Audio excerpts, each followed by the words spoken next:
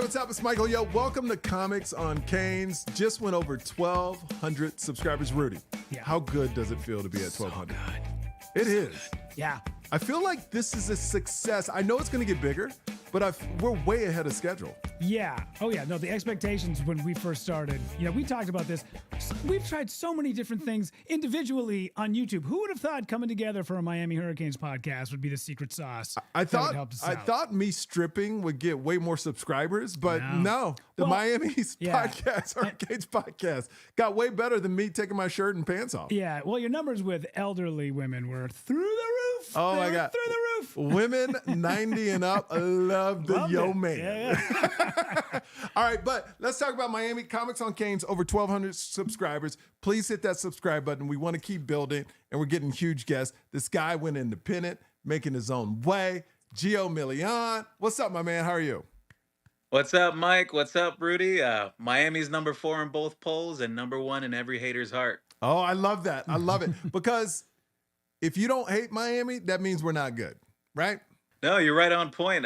You see it throughout the season, talking about the officiating calls, saying, "Oh, if they didn't have Cam Ward, they'd be 5-4." And well, if any other team didn't have their star quarterback, they wouldn't win many games either. It's such a dumb comment. When I hear that comment, it's so dumb. It's like, well, if you didn't have your quarterback, it's like every team is like that. Stop it. Stop hating on Miami. And let me tell you what I don't like is the SEC bias. Georgia almost loses to Kentucky, plays a close game with Florida, and is ranked number 2 still. How does that happen, Gio Milian?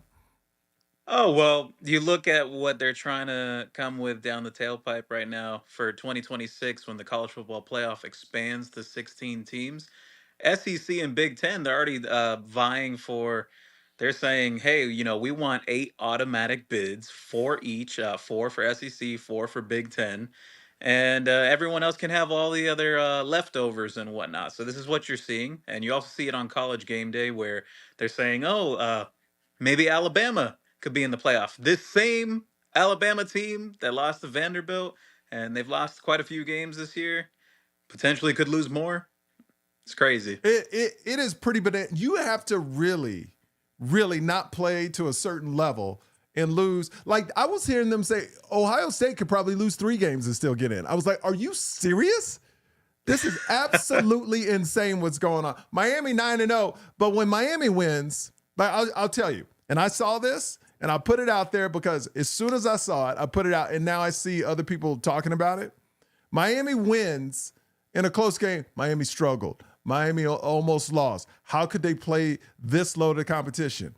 Georgia plays a very close game with Florida, and it's like resiliency. Oh, that's a championship team. Yeah. They're made of this, right?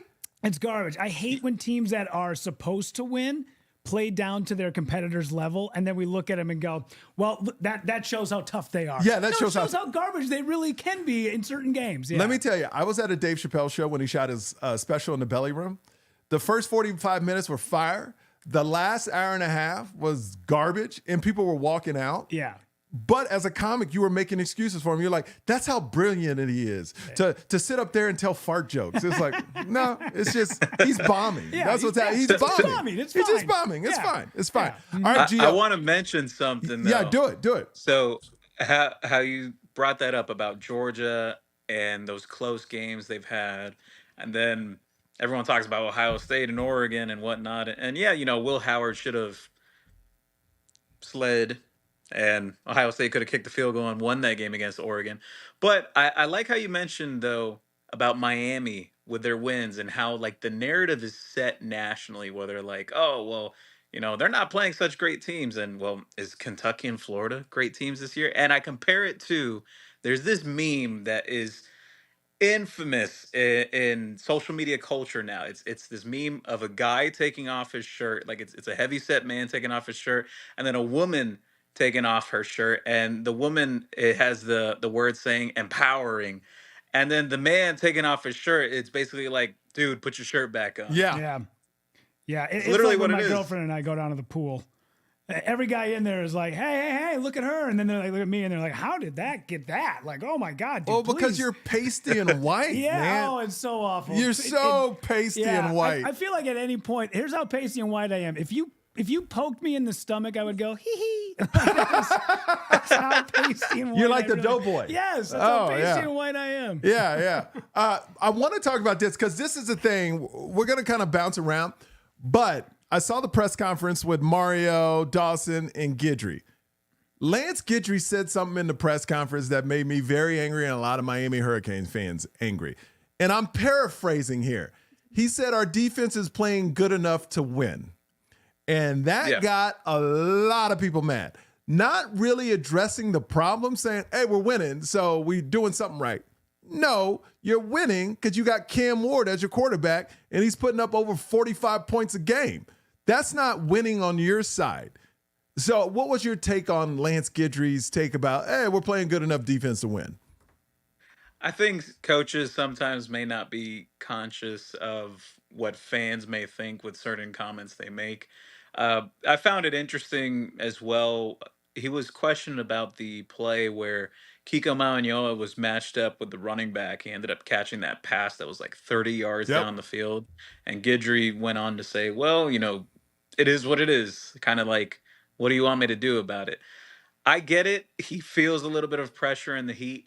I think a lot of the defensive issues just boil down to what we all thought was the weakness of the defense heading into the year. It's just defensive backs. But I will not give him an excuse on why Zaquan Patterson is not playing more. The stats and the film suggest that he should be playing more. And he kind of hinted, saying, we're working him along slowly and whatnot. Miami fans don't want slowly. Teams 9 games into the year. You don't want to waste the season that you have with Cam Ward in that small window. So I get it. I understand why the I fans will might be say this, upset. Gio, just like every other fan base, we're probably worse because Miami fans are not really college fans. They're adults with very strong opinions. So I will say we have a terrible fan base when we don't like something. We don't have let's sit back and watch what happens. What's interesting for me to watch is two things. Dawson is sitting back living the best life when last year he was living Guidry's life. It's kind of flip-flop now. The problem I have with Guidry right now, and I see people calling for his job. You don't call for a job when you're 9-0. You just try to clean it up, right? That's ridiculous. But what I will say is every week we're seeing bust happen. And I thought, honestly, at the beginning of the season, I thought this is going to go away with James Williams. I thought, okay, that's a linebacker trying to play safety, and he's very emotional. We're going to get rid of the bust. Cam was solid, but he would bust too. We're going to have 4 true cornerback safeties, and they're going to not bust. If you missed that, we all know, and I've said this, and it's kind of what Guidry said 2 weeks ago, we got what we got, right? And that's his thing of saying the players we have to play. I understand that. What we do understand, if a receiver catches the ball and he's not tackled right away, he will always break the first tackle with our secondary. They're terrible open field tacklers, right? We do know that. Fine. Yep. I accept that. What I don't accept, though, this is your second year coaching a lot of the same players, and they're busting in coverage. So either you need to make adjustments to simplify it, or you just got to change players that understand your scheme. What's your thoughts? I definitely think it's a mixture of personnel too. So 2 things I'll say. One, Miami clearly lacks elite level athleticism on the back end. Obviously, you have your freshman phenom like OJ Frederick, and then Saquon Patterson started in a peak now at the end of the year as a freshman. But uh, Mish Powell played a lot of nickel at Washington's playing safety here now at Miami. Now they may not have any other choice but to move him back to the nickel, which was their original plans dating back to the spring. You saw it near the end of the Duke game when Jadis Richard went down with his injury. And by the way, hope for I a know. speedy recovery for Yeah. that young man. It He's going to sounds be out bad. for a significant amount of time. Yeah. But it's just mixture of lack of athleticism and speed on the back end. And this is why you see Miami trying to land about 7 or 8 defensive backs in their high school recruiting class. They know it, they acknowledge it. And Mike, I'll share with you this. It goes back to like the trend of what Mario has identified in terms of what they want to address with the team's roster. 2023 recruiting class, they went heavy after the offensive lineman. 2024 defensive line. And both of those classes also had the mixture of transfer portal veteran guys that were added along with those high school guys. So you're going to see that this year with the DBs, that there's a clear drop off with that group compared to the others. And last note on it, when the defensive line is not getting home, it is a glaring weakness, that It is. secondary. I will say this though, I don't blame the defensive line against SMU.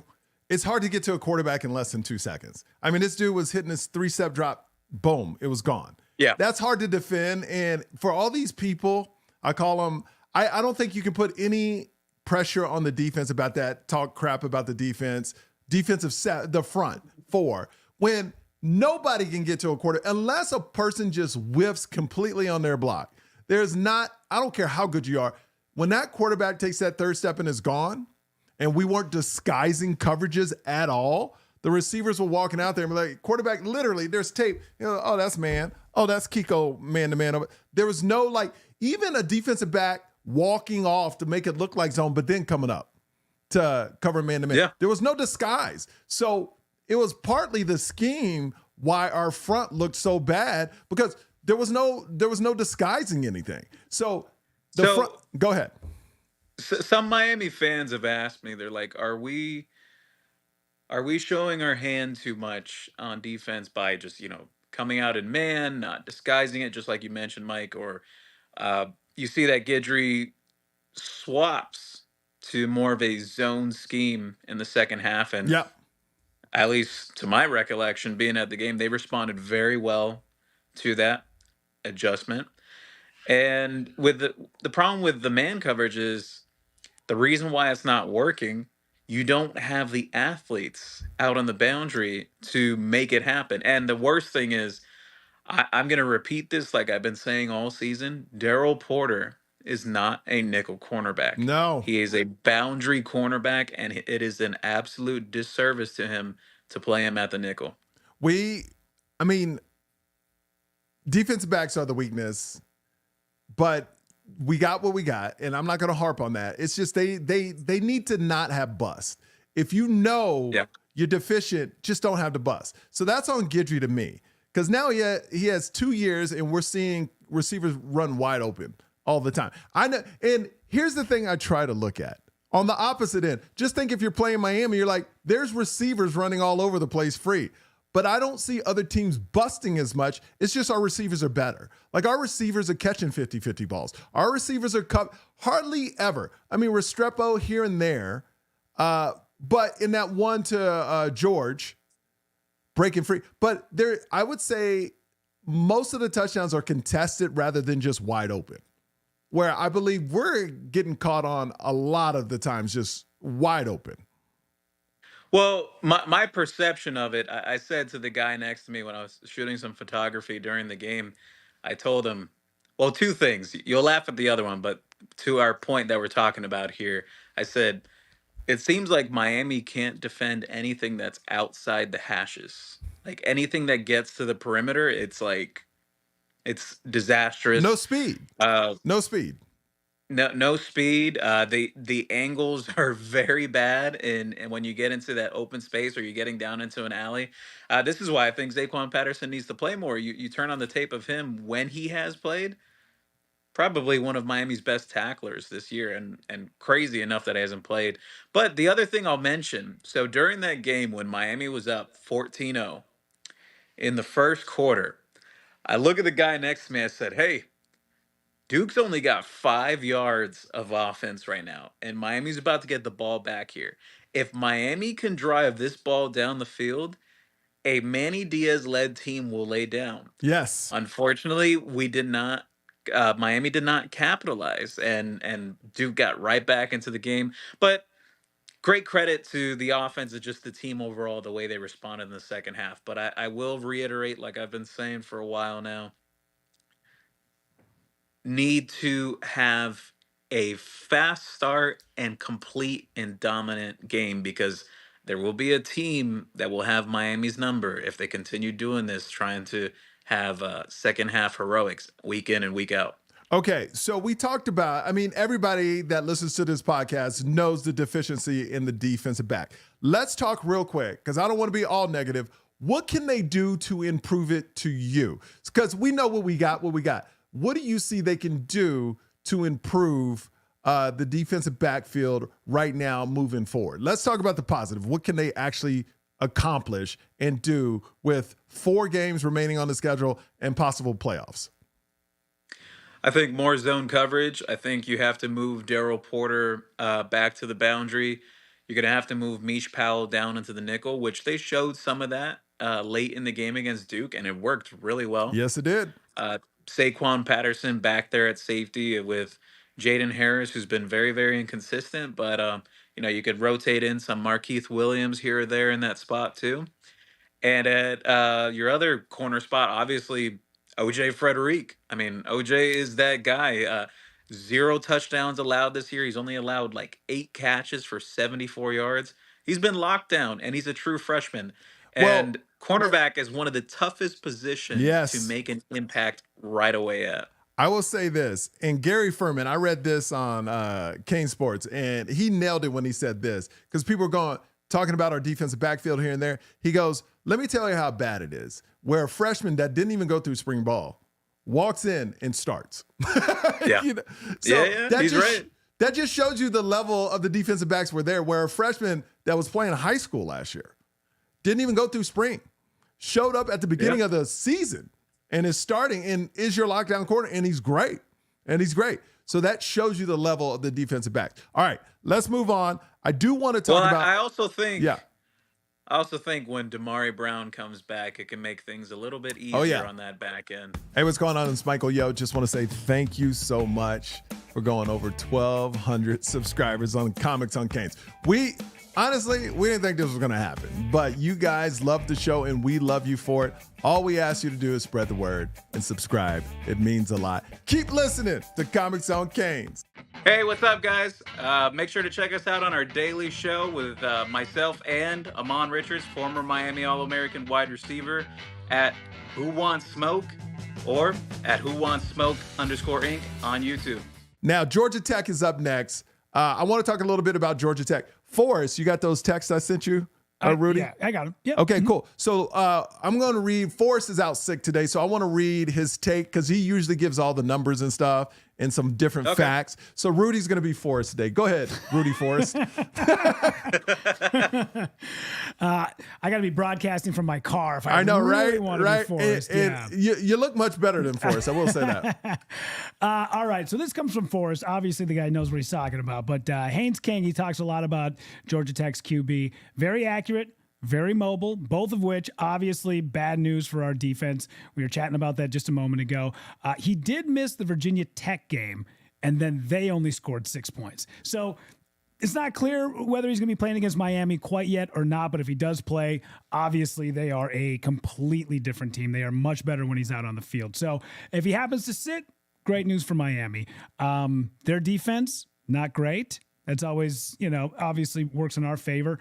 They average just over 1 sack per game. They don't turn the ball over a lot, which is, a lot of ball control. They're 0 turnover plus minus. That's ridiculous. Yeah. All right. So Gia, when you hear all that, what's that make you believe that their game plan? I mean, that quarterback, if he plays, and let's be honest, every quarterback that plays Miami, they can have the worst year, and then they look All-American against us. They look like Brady against us, right? Well, 2 things on Georgia Tech's offense. So I think Haynes King, little reminiscent of the matchup Miami had against Virginia Tech with Kyron Drones and kind of how he challenged Miami's defensive line and definitely how strict you have to be in terms of playing contain and making sure he doesn't get outside on the perimeter and stretches plays with his legs.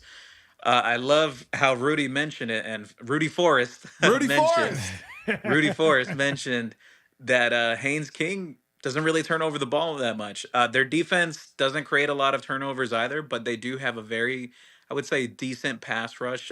One guy in particular, Miami was interested in out of high school, and he ended up going to Auburn and then transfer to USC and then transfer to Georgia Tech now. And Miami was willing to take him out of the transfer portal, actually, when he left USC, was Romello Height. He's Yep, having a I pretty remember good year that. for Georgia Tech. So the other X factor I'd say in terms of the game from Georgia Tech's offense, I would say is their running back, Jamal Haynes. I think some people may be sleeping on him. I said the same thing about Virginia Tech's running back, Basil Tootin, and now he's one of the best Yeah. in the country and arguably top 2 or 3 in the ACC right now. So uh, I like how Miami matches up just from an offensive perspective. Like I think Cam in the offense, they're gonna be able to put up points. Now Georgia Tech with their offense matched up against Miami's defense, it all varies on can Miami get home, because obviously Duke had their game plan, get the ball out quick, a lot of quick game, short passes to rolling out the quarterback, getting into the flats. If Georgia Tech does a lot of that same stuff, I am worried about how Miami matches up. I do have a Biggest question thing for is, you, Gio. Is go Haynes ahead. King an accurate passer, and is he a quick step dropper like that, or is he more of a rollout, I'm gonna run or pass type of guy? He could do both, but he's really good on the rollout. Gotcha. Yeah, because every clip I see of him, he's rolling out. Yeah, pretty much. It feels like Georgia Tech has a lot of great weapons, but they're 85th in total points scored. Yeah. Yeah, like they average like 23.5 points per game. They control the ball and the time. Yeah. Whatever they average, double it against Miami. That's what I say. Whatever a team averages scoring, double it when they play Miami, because it's unbelievable. Unbelievable. And I asked, of course they didn't ask this in the press conference, Rudy, but I asked some reporter, I go, the question I want asked, and Gio, if you ever get a coach, and you won't ask it because you will never be invited back. And I know when I ask people to ask these questions, they're not going to get asked. But if I was in the room, I would ask it. I would be like, Guidry, please explain to us why every team we play does their passes for the highest yards against us and scores the most points they do way over their average against us. Why is those two things happening every team we play? That would be my question. Mm-hmm. It's not what scheme or anything. Why is people hitting their way above their pass average and their scoring average against our defense? That would be my. Well, I think what tells the tale of that story is, believe it or not, Miami's total defense, they're ranked within like the top 20, or I think they're 21, somewhere around there. Yes. They're top 25 defense in the country. So what paints the picture there is the defense is very feast or famine. Either they're really, really stout or they're really bad. There's no in between or middle ground. Yeah. Yeah. I mean, 100%. Now, Georgia Tech, let's do our scores real quick. Forrest sent you his score, right? Mm-hmm. I got it.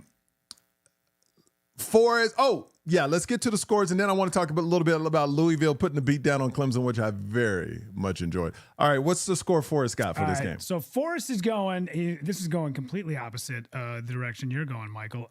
Forrest says 38-12. 38-12. 38-12 Miami. Miami. Yeah. All right. Okay. Rudy? Yeah. I'm going to go with you and say that they're definitely, especially if King plays, they're definitely going to put up more points than 12. Yes, I can't believe 100%. Forrest would ever say 12 points, but okay, especially with our defense. Yeah. I would say, let's go 42-24. 42-24. Oh, that's a good score. 42-20. That's a good one. I'll go, since Gio's a guest, I'll let Gio have the last. I'm going to say they're not going to stop Miami. Right? Nah. And when people say Miami's going to score under 38 points, I'll automatically say no, because that's the lowest they've ever scored. I believe 37-38, like that. And that was against better teams. So I'm going to say Miami puts up another 45, maybe 50 burger to like 21. That's what I can see. Okay. I'll go with 48-27. Oh, see, that's strong. Yeah. That's strong. Because here's what Miami and Mario like to do. And I saw this on another blog. Mario's all about playing young players. And I think a lot of people saying when it was 14-0, he threw a lot of young players in there. And that's kind of like messed up everything, because that's when they started getting beat a lot. So I think Mario's going to hold off on the young players till later. But then once they're up I could see this game being like 41 to like 12, 15, and then him just throwing in players. And then Georgia Tech scores a couple more touchdowns to end the game, things like that. So, all right, let's talk about Louisville and Clemson. Did you think Louisville was going to beat Clemson before the game started? I did not. I did not. And you know what? I am pleasantly surprised. Louisville makes Miami's resume look even better now. SMU, speaking about them against Pitt over the weekend, wow. Wow. Domination. We may be looking at a Miami SMU ACC championship. Rhett Lashley going up against his old team as well. A whole bunch of storylines this season. It is. It is. But not to get too far ahead, if that did happen, and I already said this on the podcast, I see it being like a Duke game, like a USF game.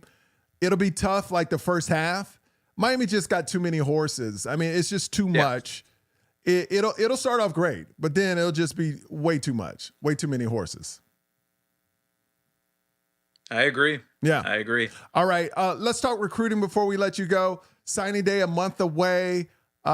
Any flips you're hearing about? Where's DJ Pickett? Where's like some other Ben Hanks? What are we hearing? Are they all staying put? What's going on? So many people have been asking what's going on with DJ Pickett. I'll share this. I have a funny joke that me and Amon Richards have now, that now I have to create a Q&A section just for DJ Pickett questions, because it is the most requested one, like day in and day out. So he wasn't able to make it for the Miami-Florida State game. A lot of that had to just do with homecoming activities and whatnot that he wanted to partake in at Zephyr Hills High School.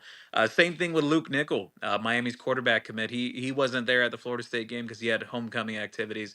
I have been told, though, that they do expect DJ Pickett back down on campus before everything wraps up.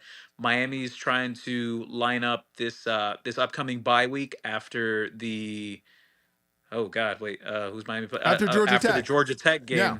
After the Georgia Tech game, they're trying to line up some visits between the bye week and the season home finale against Wake Forest on November 23rd as well. They got a couple official visitors set for that. Shamar Arnu, who's a flip target from Carrollton, Georgia, committed to USC, originally from Broward County. Really like where Miami's trending there. I love where Miami's at with a four-star linebacker, Kellen Wiley Jr., who will also be officially visiting that weekend for the Wake Forest game. 6'4" linebacker. Miami coaches think he's one of the best in the country. Other programs involved in there, Texas, Alabama, Louisville, but yeah, he's a Miami's dude. been He's a dude. Yeah. Miami's been way out in front there. Some other names I'd toss out there. I spoke with this guy right after the Florida State game. That is Tarvo's TJ Alford, the four-star linebacker out of Vero Beach, Florida, committed to Ohio State. I've been sharing this for some time now. The guys from Ohio State, they don't really expect him to stick in their class. They do expect him to back off his commitment. And I'll share this.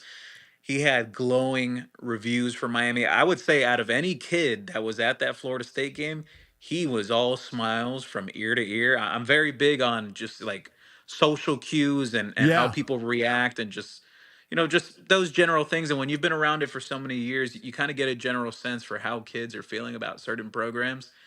He really, really likes Well, let me Miami. ask you this.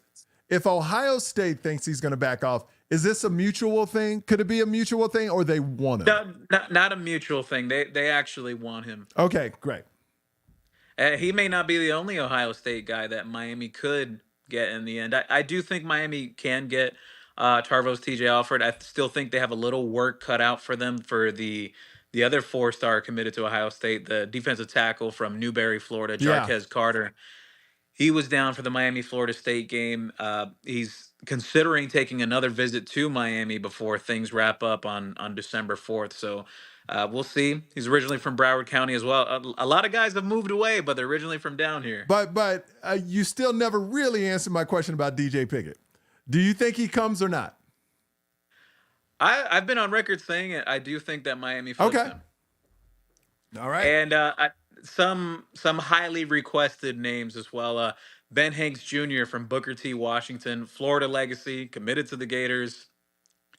He's visited Miami about 3 times this year already during the season.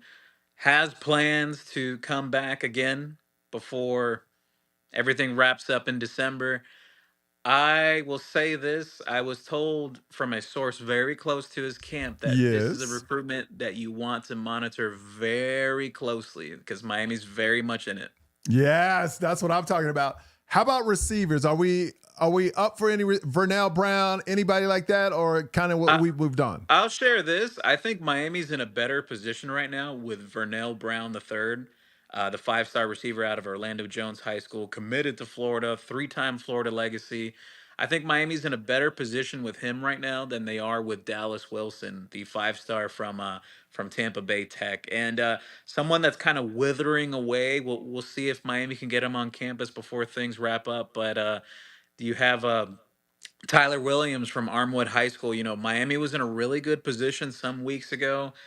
Things have been kind of slipping away. I do expect possibly one more decommitment from Miami, just Miami moving on from a certain guy. But Yep. hey, they're also in the game for the number one JUCO offensive tackle in the country. They're going after a 4-star offensive lineman committed to Georgia Tech, who Miami's playing this weekend. Wait a minute. So Who there's a was the lot of big names dude? still in play. Who was the big guy that showed up this week? He's a 2026 guy. Offensive Oh line. yeah, so that's Jackson Cantwell. Oh my I'll tell you God. this. That dude is huge. He's definitely like competing with Markel Bell for like the biggest dude that was in Hard Rock that day. He's a legit, I would say like 6'8", built very well too. Like Yeah. I shared this on the show with Amon Richards. We do this daily show called Who Wants Smoke. So I told Amon, I'm like, man, it reminds me of when Francis Mauigoa and Samson Okunlola came down to visit over 2 years ago. My immediate thought of Francis was like, man, this guy's built so well, he could get on the field right away. That's my same thought with Jackson Yeah. Cantwell. Both parents, Olympians as well. I mean, the guy's a phenomenal athlete. It's sick. He made Mario look small. Yeah. Like small. He made Mario bro. look like a kicker. He And did. Mario's not a small man. Mario's about like 6'2", 6'3". He made Mario look like a baby. Yeah. What are his parents Olympians in? Shot putting. The mom is a shot Yeah. putter. And what was the dad?